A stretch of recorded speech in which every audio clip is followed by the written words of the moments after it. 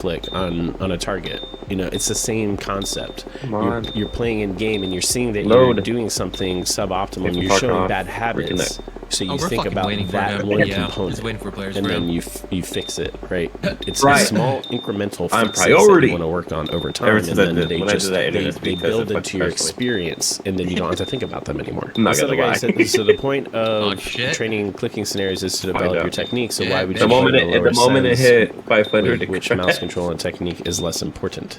So that's a great question. I talked about that in a video, but essentially, going back to what I was saying about sensitivity as a tool, I think there's a lot of value in playing at a lower sensitivity other than trying to just chase high scores in static dots. It's like, yes, of course, you're going to have more precision, and it's kind of like cheesing the scenario to use a lower sensitivity, right? It also forces you to use more parts of your arm than you would normally use, and different parts of your arm than you would normally use. This is something that I found when I was training static dots with a much lower sensitivity than I would normally. I don't have heals again. What the train fuck, with, than I would normally play with. So it's like, yeah, it is kind of cheating in some ways, and I wouldn't advocate just like constantly playing at a lower sensitivity just to get high scores, because that's not why you're doing it. I also wouldn't say that there's absolutely no value in playing at a lower sensitivity, even if it makes static dots easier. So this question is about Pokeball scenarios, and I wish I had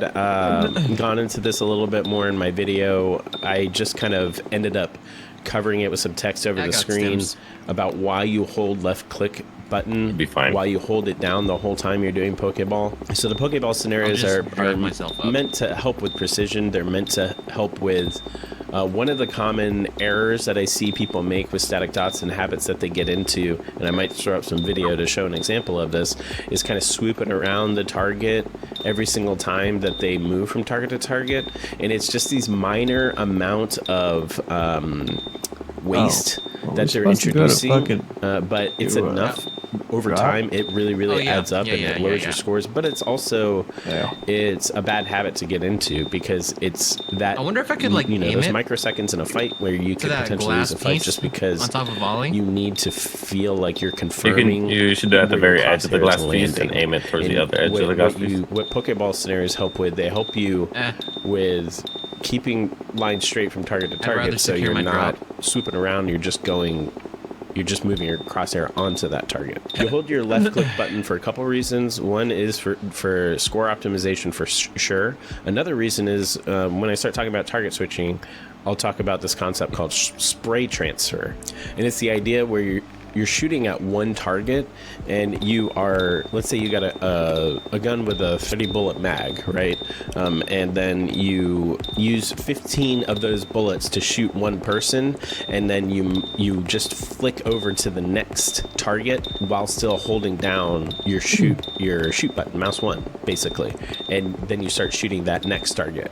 That is what's called a spray transfer, and it's a great technique that you want to learn to be able to optimize your damage uptime, essentially. And so Pokeball scenarios help with learning that, and I think it also helps to get into the habit of feeling comfortable with holding down your mouse button when you're moving between targets. That's something that you commonly need to do, and it just kind of helps you with your mouse control overall. But ultimately, it's harder to get high scores on Pokeball scenarios without holding down mouse 1. And I think it's important just to kind of have that technique where you can feel like you can hold down mouse 1 and it doesn't really affect your aim that much. I've noticed that a big problem I have with aiming is once I'm near my target, I slow down and usually shoot just shy of them, resulting in me consistently grazing their necks. Ears. It's a problem with my wrist tensing up. So again, this is kind of like a VOD type thing. Ultimately, for me, this is something that you would want to be training with static dots, with your under and over flicking. This is something that you're kind of get better at as you improve your technique. You always want to try to land on the target whenever you flick between targets. I wouldn't say that this is necessarily a physical problem. That's certainly not the first place I would ever look. Whenever you're troubleshooting problems that you're having with your aim, people often like to look at physical characteristics, things like their equipment or the way that they're using their wrists or what their pinkies of their fingers and their arm, when I would say most of the time that's not the first problem that you're having. People like to look to those things first because they are in their head, there are things that they can more So easily am I. control. I'm at the blue fence. And it's something that they can focus their attention on, when in reality there's something much deeper happening that's harder to fix. So it's easier just to go after, you know, the path of least resistance, basically. But so I definitely wouldn't think of this as your wrist tensing up unless you are absolutely noticing something over and over again where you're overly tense. I mean, you should always be trying to reduce your tension no matter what when you're aiming. But really, to me, this is a matter of training your static dots and training the technique correctly so that you are over time going to get better at landing on your targets. Want to be all the way at the end. Target. Should I use lower sensitivity for the switching routines as well? I assume you meant the switching scenarios. So in switching scenarios, normally you want to use a higher sensitivity. I'll talk more about it in target switching once I get to that point of this video series. But target switching normally requires flicking between wide angles, and in order for you to be able to hit those big angles, if you're running at a really low sensitivity, you're gonna find that you're gonna struggle doing that. It's just the same reason why you would run at a higher FOV, so that you can actually see the targets on the screen, so you can flick to them. So there's this question on Mouse Excel, but because it has nothing to do with static dots, I'm just going to skip over this one. But if you want to read it, you can on my YouTube channel. Video, I think there's some benefit to spending a little bit of time practicing straight lines slower. It makes your fast flicks more accurate with cleaner lines. So I agree with that. And the only reason why I didn't cover that in depth in my video is because I have seen so many Reddit posts in the FPS Aim Trainer subreddit where people say the way that you improve your static technique is by slowly tracing between targets, and that's wrong. That's not that's not how you build the correct technique for approaching static dots. And Christmas is Canceled talked about this in his video too, and I'm not saying that because he's a way better aimer than I am, and I'm not saying that he was wrong in the way that he covered it, but I think people misinterpreted what he meant when he was covering that topic in the video. So, but absolutely, if you notice that you are having trouble with clean lines, then you should spend some time practicing straight lines slowly.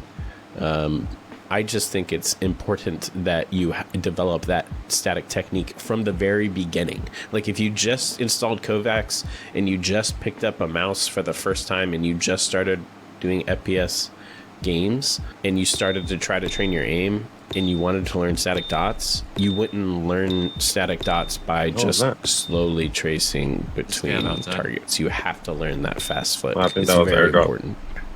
That was a scout. Okay, so this was a pretty long one. I'm not going to read the whole thing. That was a very weird sound. Disagree Bardpill being the optimal method to train static.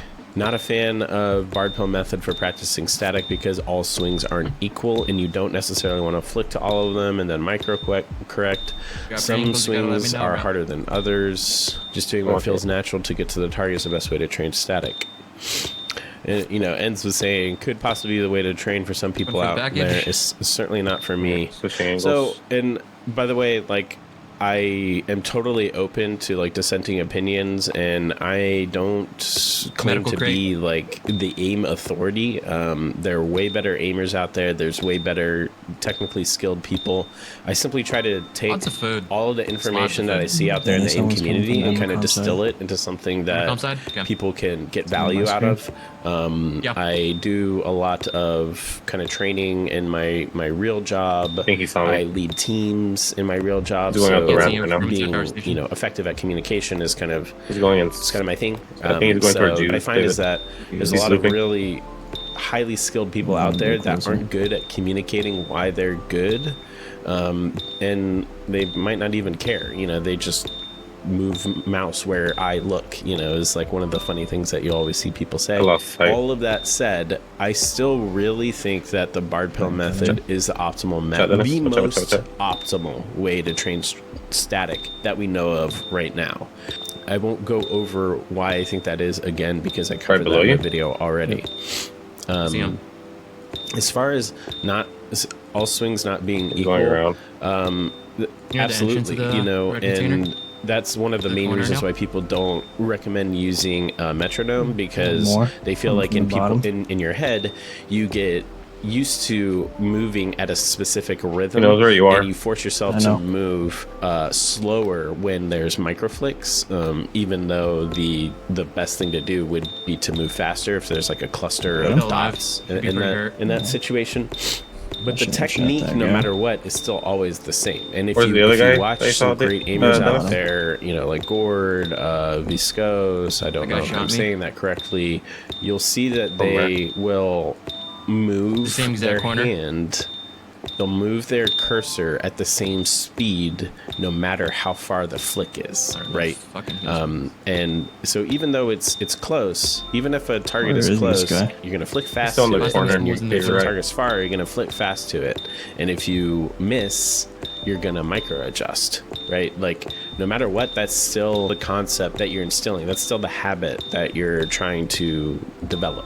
And again, I value the reset, the idea of resetting when you are prioritizing working on your technique, because it forces you to keep and recall precision and accuracy while you're increasing your speed.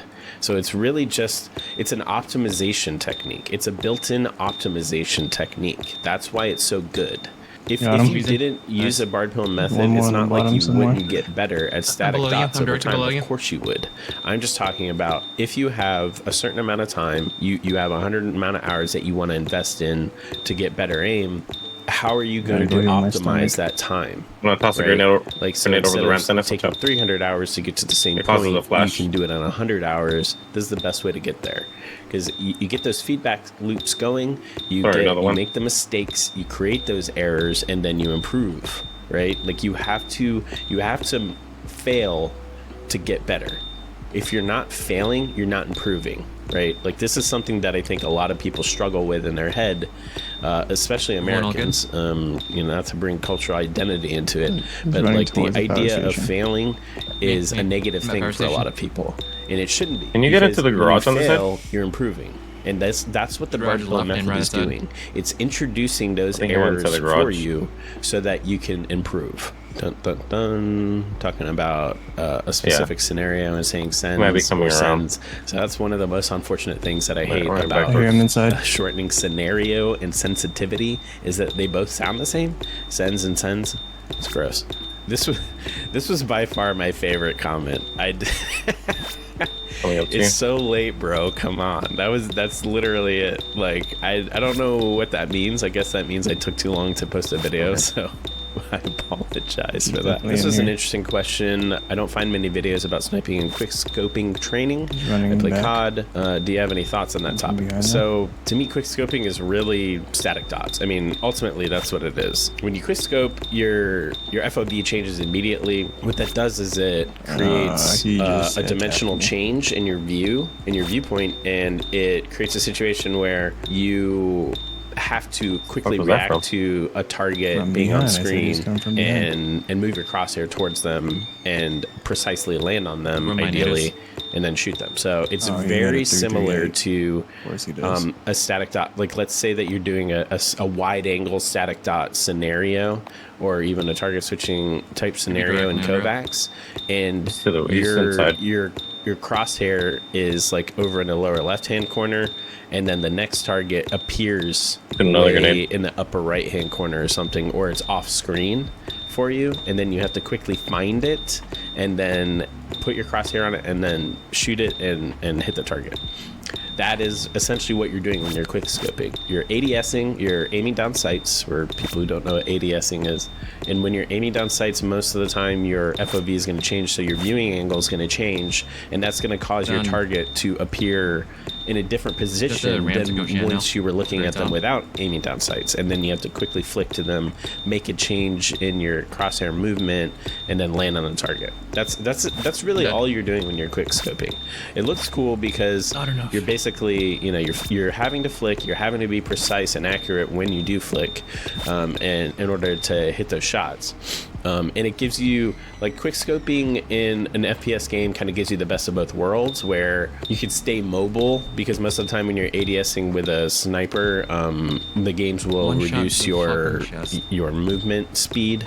It also allows you to see more of happening on screen, essentially, so that because when you're looking down a scope, most of the time your viewing angle is like super limited, so it lets you hit those shots while still staying mobile and also seeing more on the screen.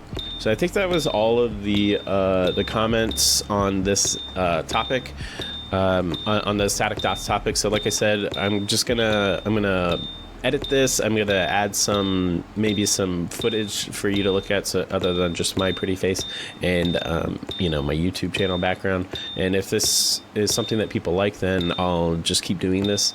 As always, I'm always looking for ways to improve the channel.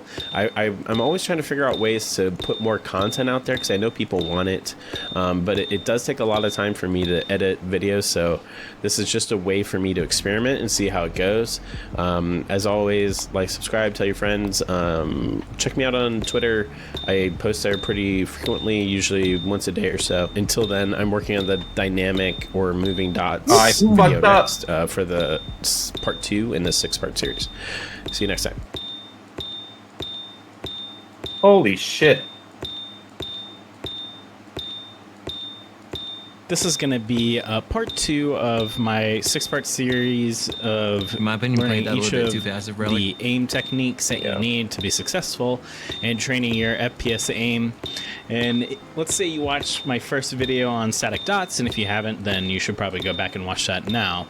And you're loving some one wall 4T, got a bullet action, but you're doing the moving dot scenarios, you're doing PASU, you're doing popcorn, and they're kicking your ass, right? A lot of people struggle with doing PASU and popcorn scenarios.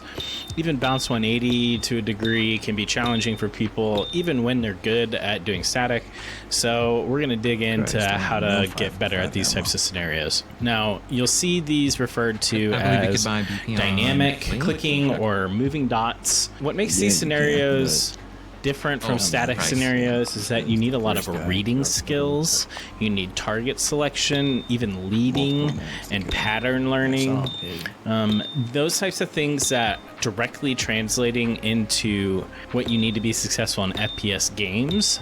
And that's what makes them good for your overall aim technique, getting better mouse control. But it makes it very frustrating to play. I have now is a lot of people get super frustrated doing PASU and popcorn. They skip them, or they just give up on aim training. So it's understandable if you've had a lot of issues coming into this video and you don't know what to do to get better and you're ready to give up. It's funny because there's this really good aimer named Jab. He made a video on literally just playing Bounce 180 to improve, and the dude has insane aim. Just to give you an idea of how effective moving dot scenarios can be. So before we get into the important concepts and how to improve in these scenarios, for settings purposes, just follow the statics settings that I covered in my first video for the most part. You can use tracking focus walls if you want, and by that I mean something like concrete tiles or bricks so that you can see lines and you can see where the bots are moving. It can help you perceive movement and crosshair positioning better, but otherwise you can just use your normal static walls. By that we mean normally high contrast, so like a gray wall just using pure color, and dark like black bots. And for sensitivities, you don't want to go as low as you normally would on static unless you have like the buffest arm in history. You'll be doing more commonly faster and wide swings, so somewhere between 20 to 45 cm is a safe range to start with. For the technique, there's nothing fun and exciting like learning the Bard Pill method with this one, unfortunately, but you are going to primarily be using your static technique, the same type of technique that you use to approach static dots, where you're doing a fast flick and then a micro adjust. The main difference is you now have to micro adjust onto a target that's moving. One of the biggest mistakes I see for newer players is not to learn static technique first, or not apply it here. And you can really tell when there's a newer player trying to take down these bots because they'll be constantly chasing after bots, following the arc, for example, if they're doing bounce 180 over and over again, when they don't even realize that they're totally approaching it the wrong way. So one of the key things that you'll always see people say when trying to learn moving techniques, which is different from static techniques, is you don't want to flick to where a target's going to be and then wait for the bot. You don't want to wait to see where the bot's going to go and wait for the target to move into your crosshair, right? You can definitely get decent scores when you're following that technique, but you're gonna hit a ceiling at some point, because eventually you have to be able to go really fast when you're taking down these bots, and you still need to be accurate. And you can't do that, especially with highly evasive bots like passive bots, where you just wait for them to come to your crosshair, because they're going to do whatever the hell they want most of the time. And another common mistake that I see from newer players is they just ape what's referred to as aping, where you just don't care about precision and accuracy at all, and you just click away as though, there's no penalty whatsoever if you miss. That can lead to building some bad habits. This isn't one wall 6 the cones for if she's you're not doing large massive bots filling up your screen and just measuring your clicks per second. The key thing with moving dots is you want to do a fast flick, ideally arriving where the bot is going to land once your flick arrives at the destination, and then do a small amount of tracking to micro adjust onto the target. And this is one of the key things that people struggle with, is they don't do that small amount of tracking, or they don't learn that small amount of tracking that they need to do to micro adjust, because it's not like a static target where it's just sitting flat on your screen and it's clear where you need to micro adjust to, because it's not going anywhere. This time it is moving, so you need to understand the bot movement, or understand that the bot is going to move, and be able to move your crosshair with the bot movement in order to eliminate it during the micro adjustment. And at first it might take you a little bit longer to do this. It's just like how it is a static technique. And then over time you're going to get this down to where you're doing it very fast, where it almost looks like you're just flicking and eliminating targets. If you look at some of the GM runs of people doing like bounce 180 or passive, it looks like they're just flicking from target to target, right? And they're not even doing any tracking to micro adjust because they're so good at it. So another key concept is called reading the map. And what that means is you're looking at not just your direct next target and hyper focusing on it and just trying to kill it no matter what. That you're looking at the entire set of targets that you have available to you on screen to figure out what is the optimal place that I should be moving my FOV and moving my crosshair to eliminate the most targets in the shortest amount of time. And this isn't just based on where they are. Like with static, they might just be in small clusters, so it's pretty obvious where you should go. But it's also based on their movement patterns and just kind of using your peripheral vision to see where they're going to be going next, so that you're not constantly just chasing these one-off bots all over the place and reducing your score. And that's where a lot of the ideas of target viability, as Christmas's canceled calls it, comes into play. And we'll talk a little bit more about each of the individual scenario types in a little bit, but there's no like for example in Bounce 180, if you know that they're going to be in a predictable arc, and the best time to hit them is when they are at the peak of their jump, the peak of their arc, because they had this little bit of time where they just seem like that they're standing still, right? So that is when the target is most viable, right? So you want to be trying to prioritize being able to hit targets when they're at their most viable, and making the decisions about where to go next based on targets' viability and where they are in their bot pattern. Like if they're near the bottom of their jump in a bounce 180 arc, that might be when it's more difficult for you to hit them when it's at its high velocity, or if you're doing popcorn when it's at its highest velocity, versus pausing kind of mid-air because it's changing, the gravitational pull, the so-called gravitational pull is going to be pulling down on it. It's reaching the height of its jump. That's when it's easiest for you to hit it. And to that end, there's some amount of learning to pattern learn that comes into play. And you might be thinking, well, that's memorizing, right? It's probably loading in. Somebody just said hello. Be doing and trying to predict. And no, that's not what I'm talking about.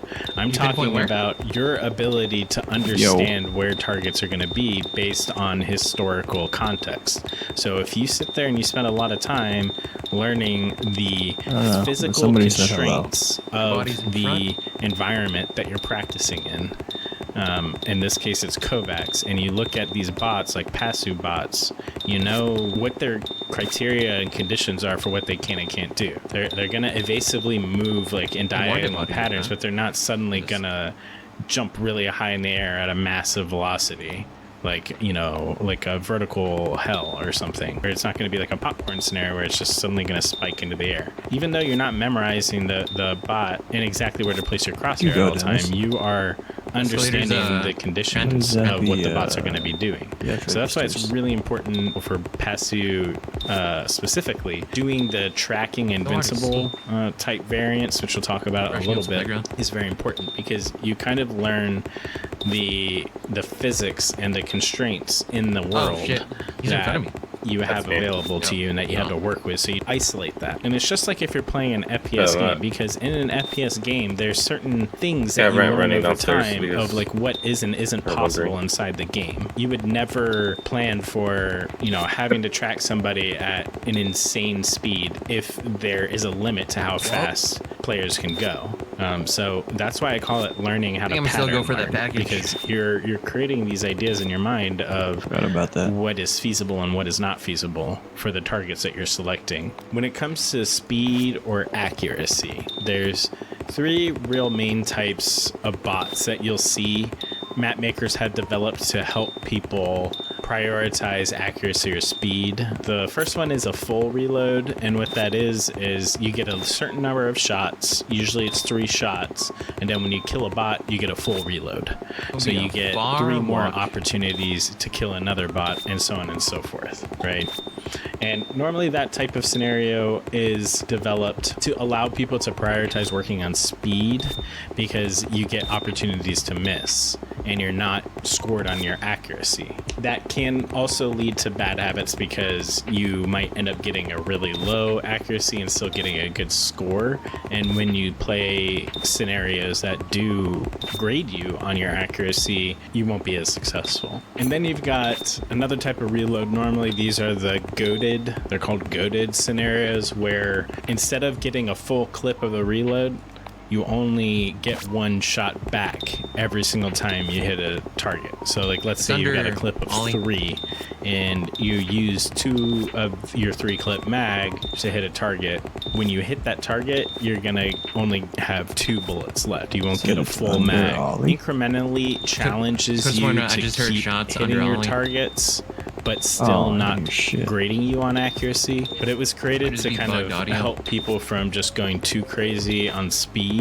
And then you've got the never miss type scenarios, and those will either have a reset, a hard reset when you miss after either 1 time or a certain number of times depending on the scenario, or they give you such a long reload, like a 10-second reload, where if you do miss, then I mean you might as well restart because your score is going to be so low from all that time it took to reload. And then when it comes to the no reload scenarios, basically the accuracy focused scenarios, you've got the square root accuracy methods, which is the most popular method nowadays as the time I'm making this video. I don't exactly know how it works, but it's math-based formula that isn't linear. So it's not as though every single shot is a penalty against your accuracy, that there's some kind of formula approaching a limit where your accuracy is incrementally penalized over time. And then you've got the traditional accuracy method where it's literally every shot is a penalty against your accuracy.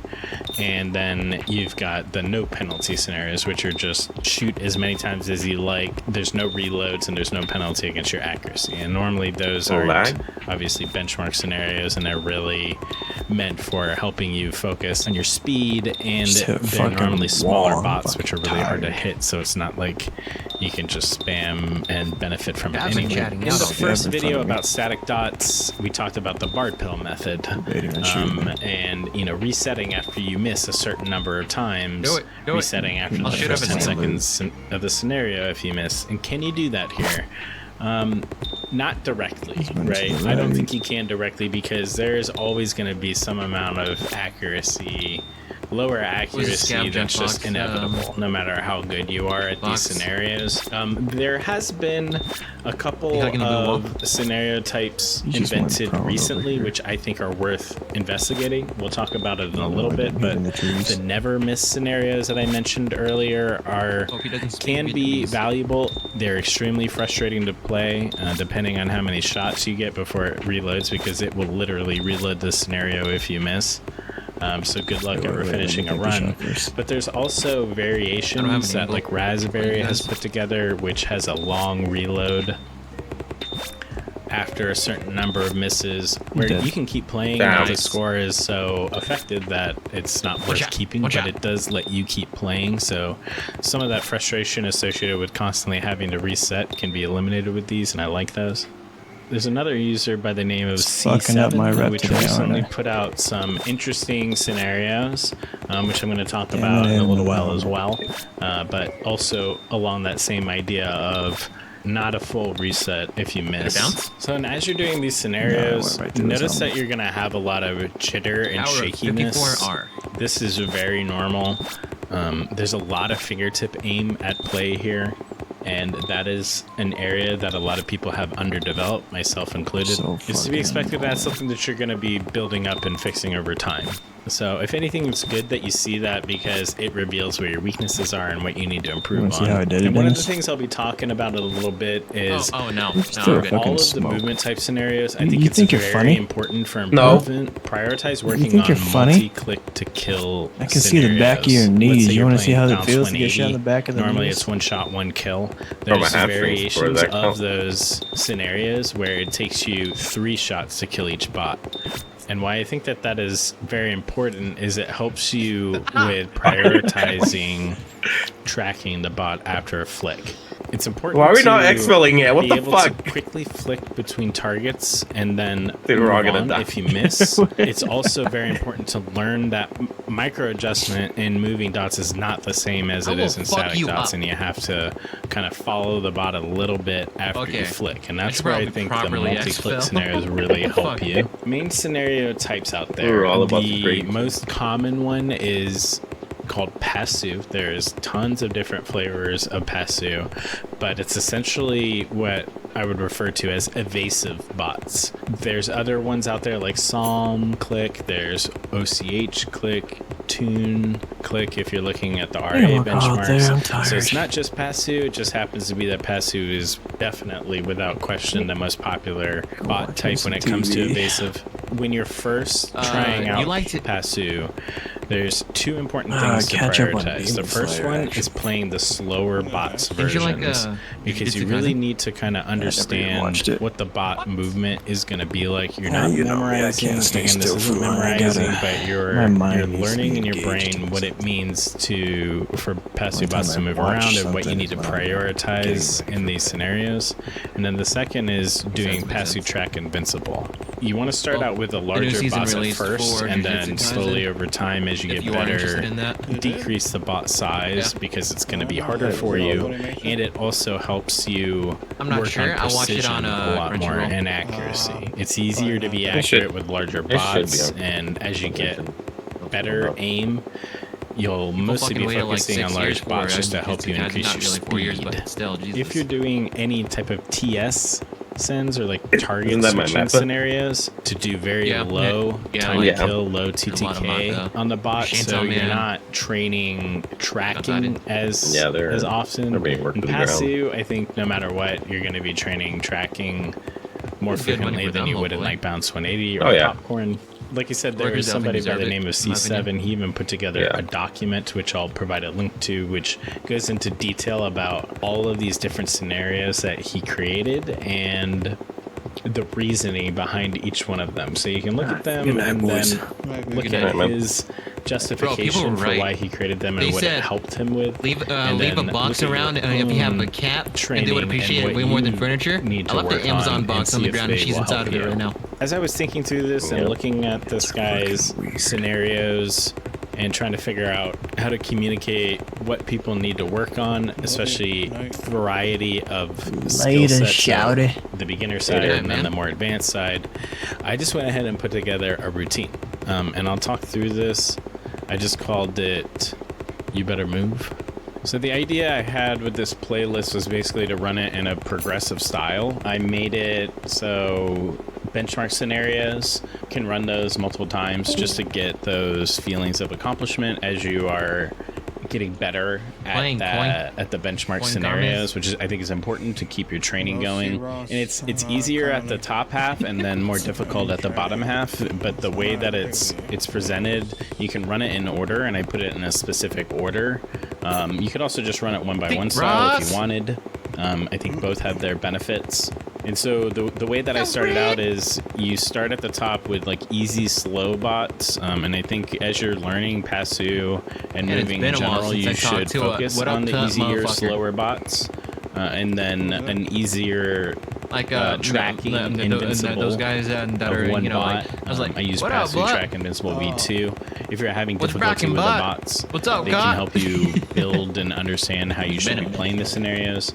And then I like the 3-shot R4. That's the scenario that requires multiple clicks to kill a bot. This white dude, individual bots, really and good it friends gets with, you in the thought process of being able to track the bot after flicking to it slightly. It's very important that you kind of learn that. You don't want to just sit there and run that endlessly, though, because flicking between targets after killing them is an important tempo habit to learn.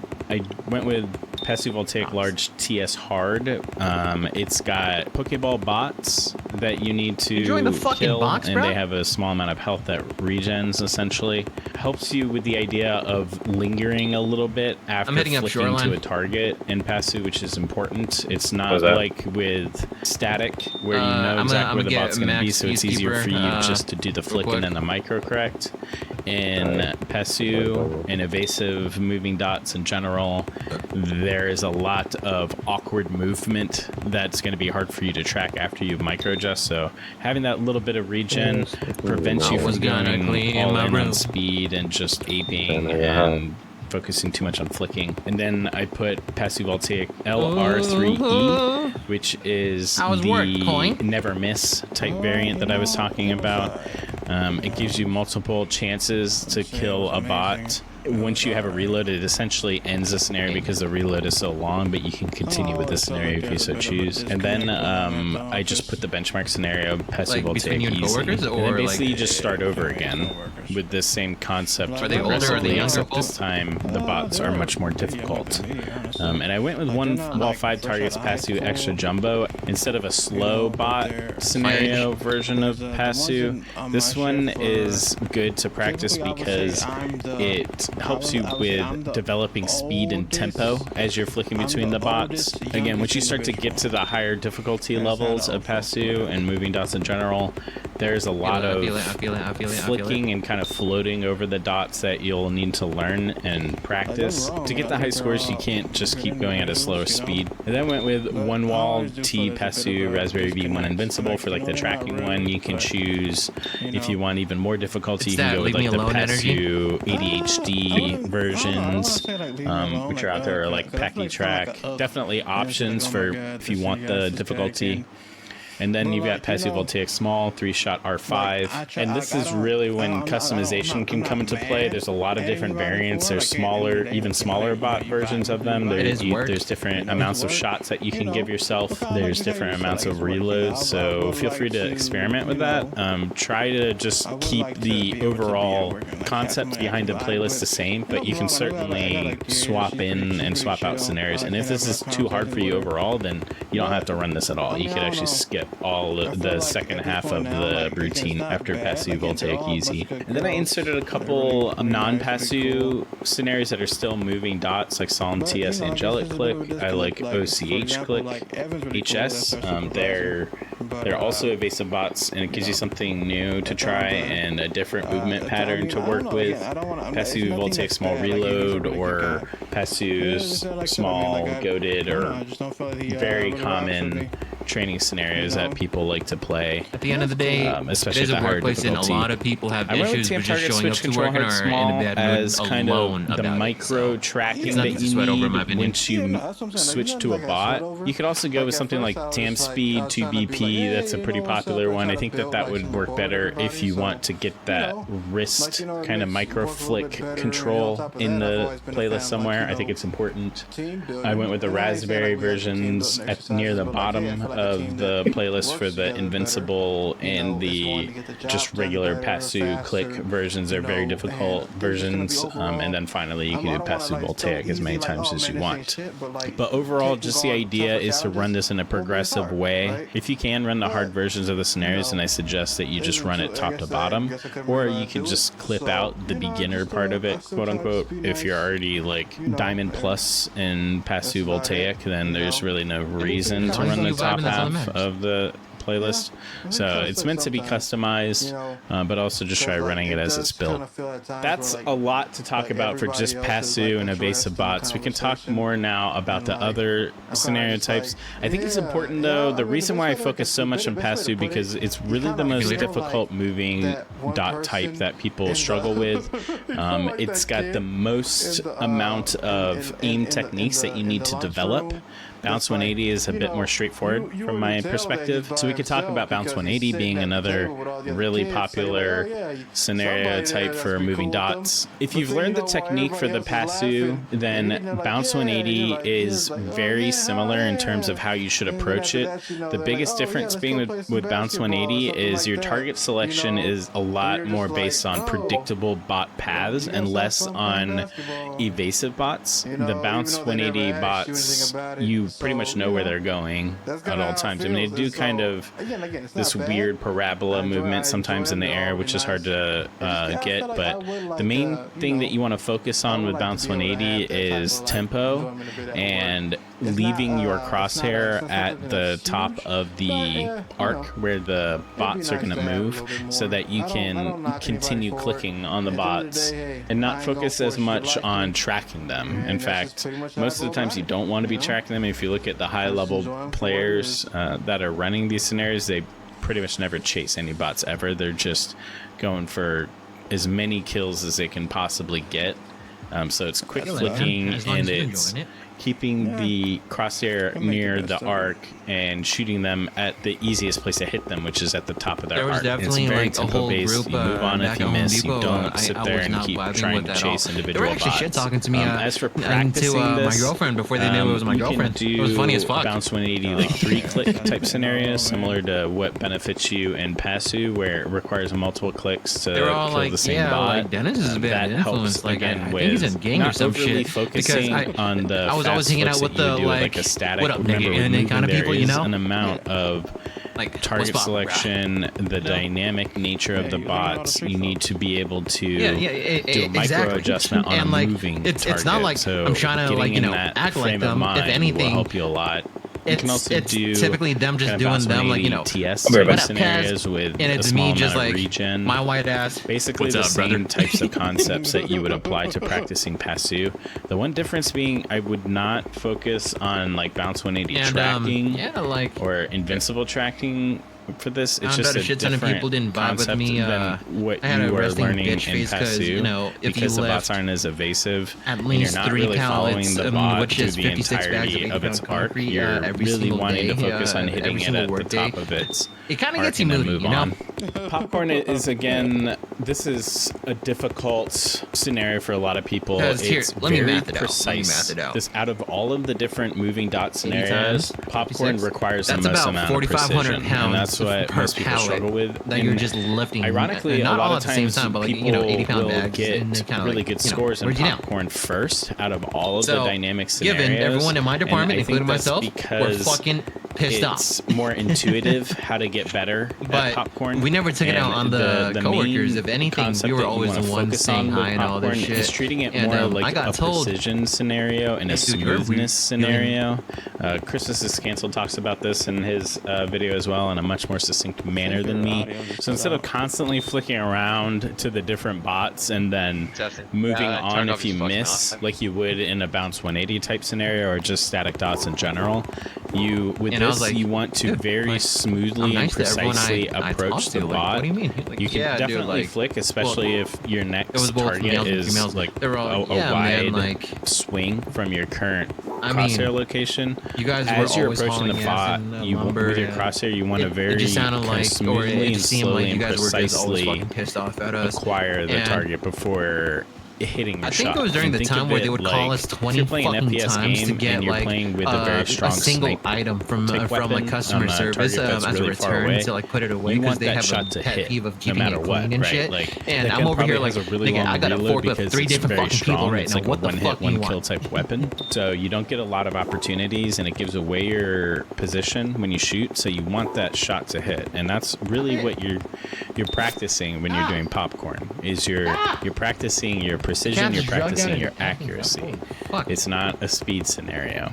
Same thing with the bounce 180 in terms of how you want to hit the bots at the height of their arc, because it has such a variety in their bounce and their jumps and like how low and how high they are. You can't follow the concept of just leaving your crosshair around the arc of the jump and knowing that they're going to be there. And in general, you don't want to move your mouse at a high acting pretty velocity wild, ever since after you've acquired your target and you're trying to kill it. You don't want to keep like the following the bot going down at a high velocity in its arc. For example, you want to try to always click when it's at the apex of its jump. And so for other types of scenarios, you can do like low TTK tracking versions. You can do the no reload versions. Ate a little bit and started just fucking doing everything as usual. There is the RA versions, which give you multi-clicks, I think can be beneficial, so that you're not constantly having to reload because you're missing. Just don't go too crazy with the idea of like you have as many hits as you want. It just helps when you're practicing. Treat it as though you're still have the one long reload when you're practicing. And the final dynamic bot type is floating heads. This is probably the most straightforward of all of the types that like floating heads timing 400% is I'm heading up North Bridge of Resort, popular one out there. Then you get the different 50% HPs. Pure G just released their benchmarks, and they have a scenario called horizontal clicking, which is great for practicing this as well. This is definitely going to be a lot more of your typical static technique that you're applying here, because the bots are moving in such a predictable path. You are flicking and then micro adjusting just like you would in static, and you're flicking to where the target's going to be when you flick. That's essentially what you want to aim for. And you still want to avoid the bad habit of waiting for the target to come into your crosshair. That is not the method to improve. If you ever see yourself doing that, just tell yourself not to do it, and then just keep repeating that mantra over and over until you don't do it. It's really important not to develop that habit. There's so many different variants of the floating head versions. There's not any special set of scenarios that I would really recommend to improve in this. You can always focus on your static technique and go back to the static video suggestions that I offered for improving your static, including the Bard Pill method, because this is really going to be testing more of your target selection. So some other routines that you could practice, you can use Krasky's Pasu 1x1 playlist. That's one of the better ones that I've ever seen. You normally don't see a lot of dynamic focused routines out there. For either the Krasky's 1x1 or my playlist, if you want to play them, don't overdo them. Like, don't just focus so much on dynamic only, because a large part of your technique is actually developed in static.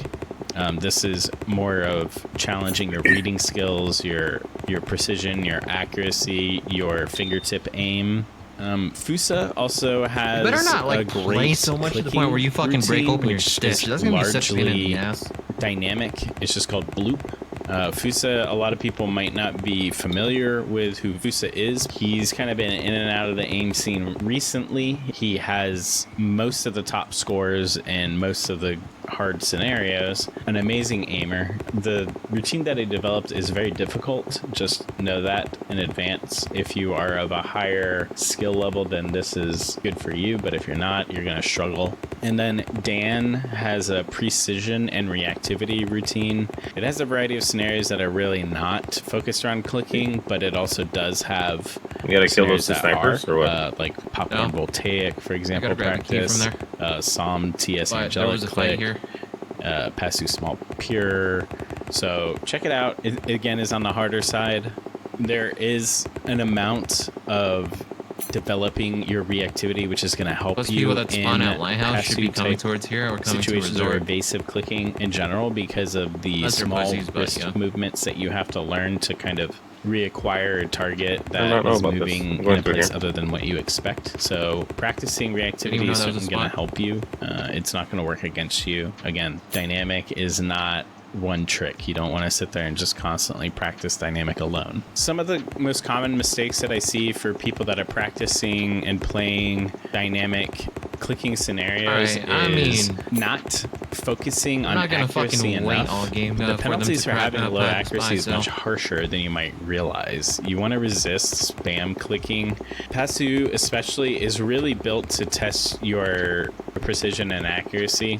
Most of the dynamic dot scenarios are really testing your ability to miss less, to have your shots be more meaningful when you flick to a target.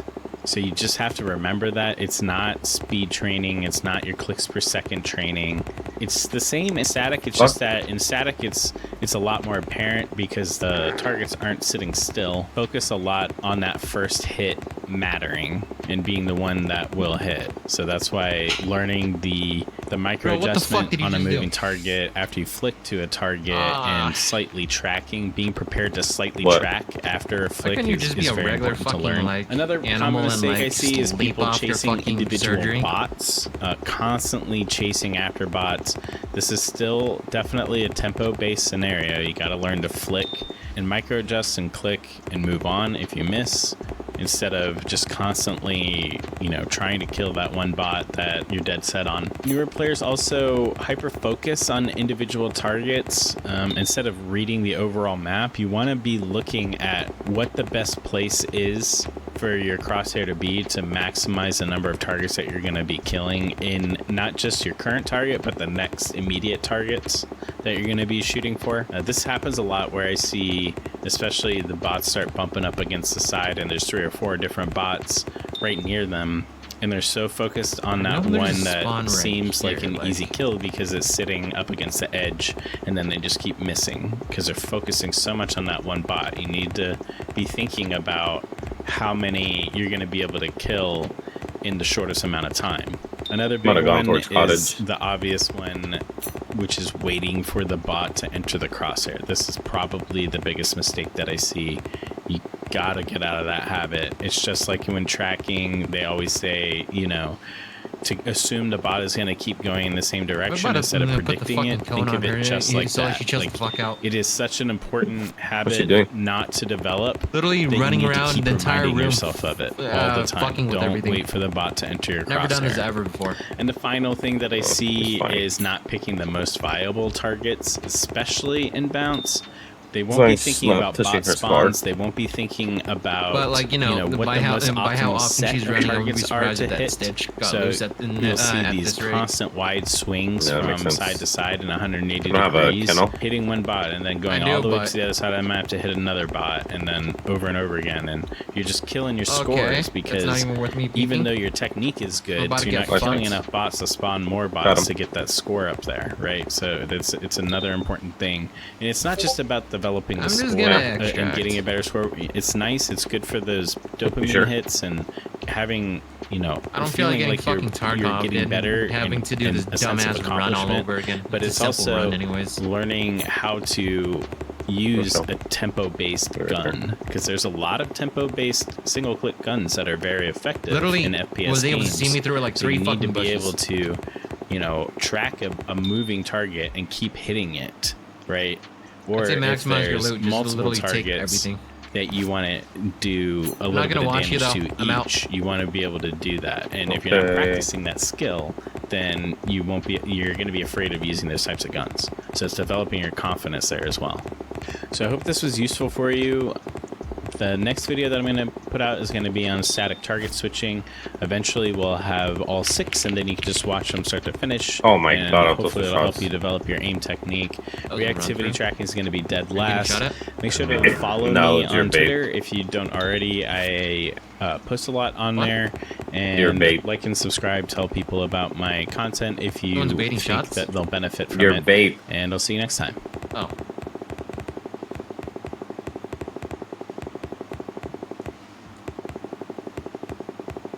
Okay, I know it's been a long time. Everybody has been waiting patiently or impatiently, as the case may be, for me to release a new video. I've been kind of doing some real life things for a while. I won't go into detail about that stuff. That's not why you watch my content. Excuses aside, I wanted to put out another video, and this time I'm going to go over a commentary of my previous video, which was on dynamic clicking. This is going to be kind of like low effort content. I know you've waited a month and some more low effort content. Get over it. From now on, I'm going to have a little bit more time to actually put together the rest of the series that I've been wanting to put together. Tell me just because of course, the next one's going to be track target switching. But as per usual, if you don't want to watch my low effort content and instead you want to wait for long form content, then go ahead and skip this video. Otherwise, let's dig straight in. I'm just going to go through all of the comments top to bottom and talk through them, assuming that is something that I can actually talk about. So let's see here. Not only Red makes rain better, he teaches us patience with the upload frequencies. Nice. Yeah, it takes a while for me to put out a video. I do work full time. I'm married, blah, blah, blah. Home ownership. There's a lot of things that kind of contribute to my inability to make content as frequently as I would like to, so apologies for that, but real life takes precedence. I would say that should be true for just about anybody. Got one question: don't wait for the target come to your crosshair thing, specifically for Pasu. On Popcorn Bounce 180, you're supposed to train your crosshair placement. Isn't that contradictory to the tip? So, the biggest thing with dynamic targets, any moving targets, is you don't want to get into a bad habit where you just move your crosshair knowing the trajectory and knowing it's going to fall into it. Keep your crosshair there waiting for it to come into the reticle. I know that sounds like silly because then you're thinking, well, you know, in an FPS game, that is actually something that you want to do. Like, oftentimes that is something that you want to do. But the reason why it's mentioned in dynamic clicking is because once you start getting up in the higher speeds, that's actually going to be a limiting factor. You're going to start to hit ceilings because you are spending so much time waiting for the target to come into your crosshair. That's one thing. Another thing is that part of what you're training is learning reading skills and pattern learning and being able to micro-correct onto a moving target. So if you're just constantly avoiding that technique, like of having to micro-correct onto a moving target, you're basically robbing yourself of the opportunity to learn that skill. That said, somebody else here, SS Ninja, pointed out sometimes that you do want to wait for targets to come into your crosshair, and if you look at high-level aimers that do dynamic scenarios, like Dan, for example, you'll see them do that often, and that's because they are basically reading the entire map and they're looking to see what is the optimal use of their crosshair placement, and instead of moving their crosshair just to move their crosshair, they are going to passively wait for a target that they know is immediately going to fall into their crosshair. So there definitely is situations where you do want to do it, but as a general rule, when I'm helping new players understand how to do dynamic clicking, that's something that I always emphasize. You're probably one of the smallest overall aim, including all aspects of aiming. I'm not sure what that means, but that's kind of what I'm putting together. Edge tracking in the aim community has split opinions, and some say tracking in the center of a bot gives better mouse control, where edge tracking is best for combat tracking. Want to know how beta was, Relic? So this isn't really related to dynamic clicking. I got told people aren't aware what edge tracking is. It's basically while the I was waiting, there were about 30 other cats there, a bot is going to be in a tracking scenario. If you know a bot is going to be frequently changing direction, kind of like AD she was spamming, the smallest one by far. Less of your mouse movement. It's less wasteful in your mouse movement to follow the bot when it was her turn to check her in, duration of its movements. The veterinarians were all like, a little bit. Let me go get. The fact that it is going to be frequently moving back and forth. I think even Aimer7 talks about this in one of his original guides. The doctor to see if somebody's like super AD spamming, it makes a lot of sense just to keep your crosshair right in the middle of where they're AD spamming. I waited an extra 10 minutes, and they were like, essentially always going to be shooting them, and they're putting in a lot of effort. She's about 8 weeks old, strafe very quickly. 2 pounds. Scenarios like she's able to undergo surgery. Is a pretty prominent use of edge tracking to maximize your scores. Something we'll go into once I get to tracking, specifically reactive tracking. Please ask me scenario names and nuances. Okay. So in general, I do value feedback. So if you have feedback like this, even if it's just something small, like, hey, can you turn on the scenario names? Please share that. I'm always trying to make my videos better. Where's the helicopter and the even these little things matter. Okay, they're asking about the helicopter should be in front of resort. Safe road. I forgot. Comment on videos and VODs. You can hit me up on Discord. My Discord name, I think I have it added to my socials, and if I don't, then I'll add it. That's probably the best way to get in touch with me. I'm on there pretty much every day after work. I hope your wife plucks your asshole hairs with her teeth one day.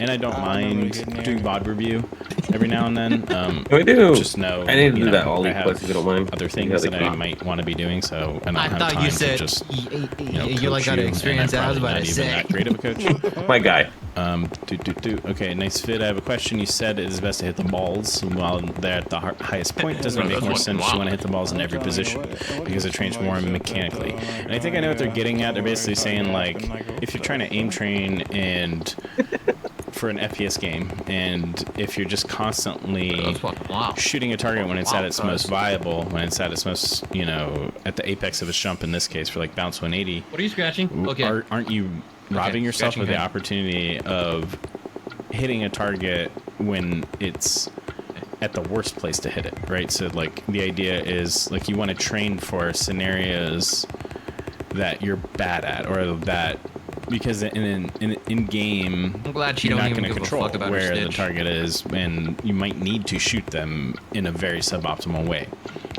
So I can understand that concept. I still think that you want to be focusing on hitting the targets when they're at their most viable, when they're at the peak, and it doesn't mean that you never shoot non-viable targets. It's hard to explain, but you start to get into a tempo, and I mean, remember, you are still, aside from training mechanics, you are trying to get a good score in the scenario that you're playing. You kind of like zone out, and like you're able to, because you're reading the map and because you're seeing kind of the targets in your peripheral vision, you know where you're going to go next.